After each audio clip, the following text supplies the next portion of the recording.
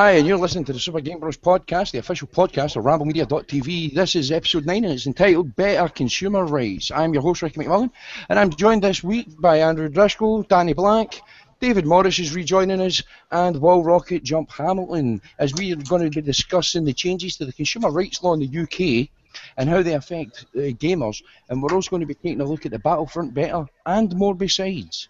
Super Game Bros this week is sponsored by G2A.com and NoScope gaming glasses. You'll find links to them available in the show notes when they get published on the site. We'll be back in a couple of seconds with part 1 of the show. And we're back with part 1 of the Super Game Bros podcast. And for those of you who have just started listening to Super Game Bros, thanks for joining us. Now, guys, quick question. Have you all played the Battlefront beta? Not yet, no. Yes. Yeah, I have. Yeah. Okay, well, let me ask you another question. Right. What are you expecting from the beta, or even from the full game? What kind of, shooter experience are you expecting? Well, I mean, I've already heard the rumours and stuff of the game from people who have played the beta, and it by all accounts, it sounds like a slightly more arcadey Battlefield, which I can expect from EA because obviously Battlefield is their shooter. So, I mean, I've been saying this for months. Most of you have already heard me or read me saying it on some kind of form of social media. I'm expecting it to be just a reskinned Battlefield. To be fair, I mean, it does seem, by all accounts, for what I've seen of it over the past few months, that's pretty much what it is. They've just taken the most recent Battlefield engine and stuck some new skins over the top of the characters. Well, as you know, I played the alpha test Mm-hmm. On the PC for a couple of days, and it was utterly terrible. It really was terrible. Right? And it appears now with this beta test, which I'm playing on the PlayStation 4, it appears now that they've listened to the feedback and they've fixed the things that needed to be fixed, and it runs smoother. Now, what I would like to say at this point is I've not really played it that much from the first-person standpoint. I've played it more from the third-person point of view. And I would say that that Battlefront has a lot of arcade elements to it that you don't get in other first-person shooters like Call of Duty or Battlefield. Now, would you agree with that, Danny? Would you say that there's an arcade element to Battlefront that I don't think a lot of people were expecting? Oh yes, very much so. The flying and that is all done by like the thumbstick, one thumbstick, which is definitely arcade. I'm not such a big fan of it myself. I thought it would be more like simulator kind of rather than arcade. I'm definitely disappointed. What's your take on it, David? So I've played, I guess, maybe an hour and a half of it so far, and there's that initial rush or flush of excitement when you hear the Star Wars music, and it's all the sound effects. You've got the blasters, you've got lightsabers and stuff. You hear all that, and it's completely iconic, and you kind of have that kind of giddy moment of, oh, I'm playing Star Wars. This is fantastic. And then, kind of as you get into it, it's kind of the same as the last time, and that's really kind of the same as the last time. And there's a limited range of experiences in the beta, and that's fine, but it got old very quickly. And I did feel it had a very strong arcade feel to it. And from my perspective, it's fun, but I really seriously question the longevity of the game. And you wonder just what are people going to be getting for a full price purchase. Yeah, can I just add as well? Sorry, go on, Danny. Yeah, I would agree with that. It does feel very samey after about 2 or 3 rounds of like. There's two different game modes. There's a single player and then there's 2 modes within the multiplayer. And like they got very samey after about 3 or 4 rounds playing it. I got bored of it very quickly. So I did. What about yourself, Andrew? Were you the same as both Danny and David there? The enthusiasm for the game, or even for the beta test, died very quickly from what they've played so far? To be honest, I had very little expectations of it. I lost faith with anything with the Star Wars name in around, let's say, Attack of the Clones kind of way.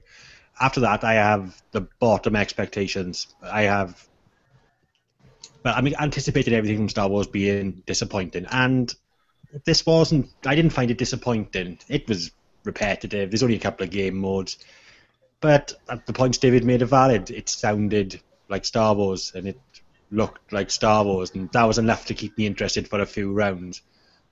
I'd probably say it was on a par to better than I was expecting. I wasn't devastated by it. It's just I wasn't that enthused by it. Well, what I took from it was that I think I've played it because I had early access to the beta by a day. I think I played maybe about the same length of time as it would have took me to watch Empire Strikes Back. And I can honestly say I probably would have preferred to watch Empire Strikes Back overall. I mean, there's a lot of visual arcade elements, the pickups, that sort of thing. Yeah. I think that doesn't spoil the game. That makes it a totally different kind of shooter experience. I'm not going to say, whether the final game is going to be a bad game or a good game. That's for a later podcast once we've all had our hands on the game. What I'm going to say is that as a better experience, in my opinion, everybody should have at least one shot at all 3 game modes. Can I just add as well, sorry, everybody remembers the Battlefield 4 beta. It was graphically looking amazing, right? It was grand, wasn't broken, and when the game released, they downgraded the graphics, and it was completely broken. I think it's going to be the same thing this time around. They're going to downgrade the graphics, and there'll be loads of bugs. That's just my thoughts. Well, I mean I suppose that's pretty speculative, Dan, and I can understand, given the track record, that you would think that you kind of have to give the game the chance to kind of stand on its own 2 legs or fall over. Yeah. I mean, as it is, what they've given us to test, which let's remember, it's a test, seems to be working. Matching up for games, that seems to work okay. There's no appreciable lag that I could see, but I'm no expert in that. And there was no sense of you were shooting at someone and nothing was happening. I just think I think technically it might be working okay, and you get that initial buzz for playing Star Wars, but it kind of fell flat fairly quickly after that. Well, yeah, I'd agree with that. I'm the kind of person that thinks the graphics, see the debate, the whole 1080p. 30 frames a second or whatever nonsense they're talking about, that in no way interests me. What interests me about a game graphically is not so much how it looks, but whether there's anything that I can spot when I'm playing the game that shouldn't be there. For instance, clipping or the mirroring effect, things like that, from the dev side. And I haven't really noticed any clipping. Now, David, you mentioned lag, and I think lag is important now, especially seeing as everybody can stream at the same time. Yeah. So lag is important, and I think in some respects, I've been kicked from servers twice, and I think in some respects they have to get the balancing of the bytes going in and out of the servers correct. But other than that, I don't really, like he says, there's no real issues with the netcode for the game, and I think it would be unfair right now to judge Battlefront the same way you would any other shooter game, especially first-person ones, because it's not a first-person shooter. No, I'd describe it as technically competent. That might be kind of damning with faint praise, but it seems technically competent. Just not terribly exciting, and I don't know whether it's because of the limitations of the game modes, or that you can't do any customer character personalization, so there's no sense of you, because you're either in a brown suit or you're in a white suit. Plus, you don't have any one of the 4 classes either. No. So it feels quite restricted at the moment. So there's no sense of, what, I could play as this class, and then that's when you're into a decent teamwork going here, or is this all just going to be let's run around and shoot each other and it's COD all over? So I don't know. That's another thing I've noticed, that not so much the level design. I think they're quite limited with the level design, with it being the Star Wars universe. We all know because we've watched it what to expect. We all know that, like for Walker Assault on Hoth, the walkers have to get to the shield generator. We all know this. So graphically, like you says, David, earlier on, it looks like Star Wars and it sounds like Star Wars. And I think it was yourself that brought that up, Andrew. There is that element of you get enthusiastic because it's the Star Wars sound, as and that generates part of the experience for you. Now, Danny, you mentioned something earlier on about with the whole it's going to be a broken mess like Broken Field 4 was, and I think we're going to touch on that in part 2. So just to conclude part 1, well, if you wanted my opinion and you took it seriously, I would say give the beta a shot. Currently downloading it on the Xbox at the moment, so play every game mode at least once, and then make your mind up, because it's, like me and David have both pointed out, it does have a very arcade feel to it. It's arcade orientated. It's not your standard shooter format, that's army based or such like. That I think we could all agree with that. It's quite arcadey in feel. Yeah, and I think the if you like, the immersion of the experience that you get from a game that looks great and it sounds great, and you get involved with either the story or the action, you kind of lose that because you get 10 minutes and then it resets, and then 10 minutes and then it resets, and so any chance you get to feel that you're actually in that space and you're a character in that space, even if it's just for the multiplayer, it's like it gets broken. It's almost like put your pound in the slot at the end of each round.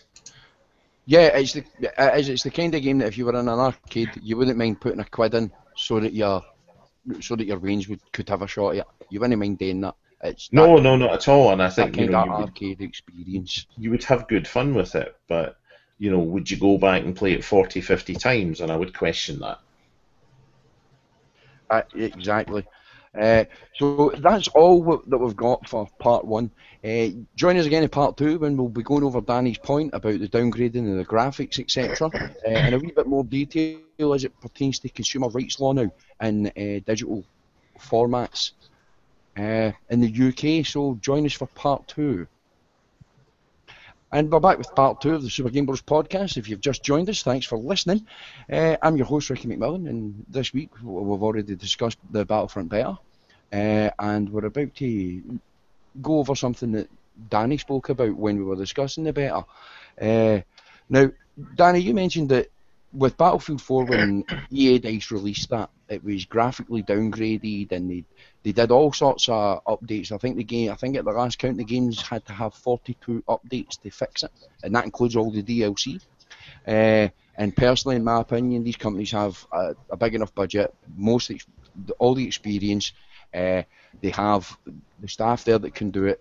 They have the time, so they don't have any excuses to release a broken game.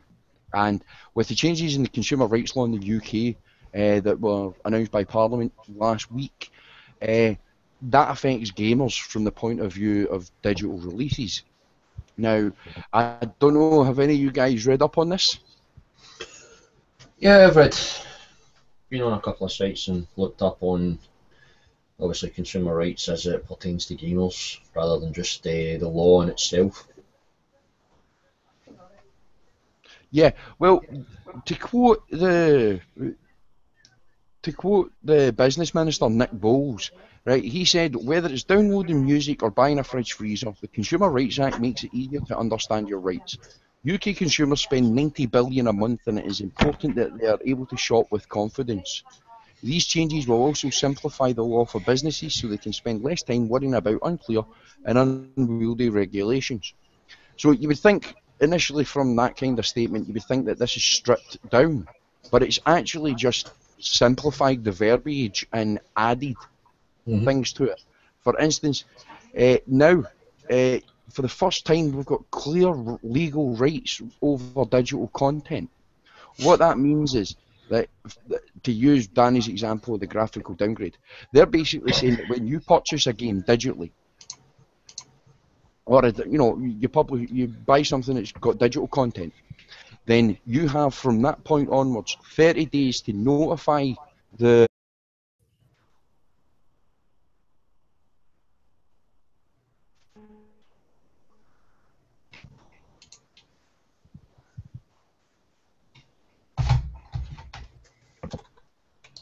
Is he gone? Sounds like it. That was gone, yep. Fair enough. Maybe it's the digital gremlins. EA have tracked us down and had a go, so slagging off their beta. Don't worry, we'll fix it all in the edit, I guess, eh? Aye.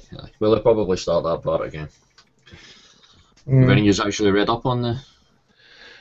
It's No one just does. essentially you've got the right to refund if the goods don't match their description. Yeah, well, it's basically a law that's been put in place for the same reason as... I mean, most of the companies, like, you've got Green Man Gaming, you've got Steam, and you've got, like, EA Auction. They already have all their own refund policies.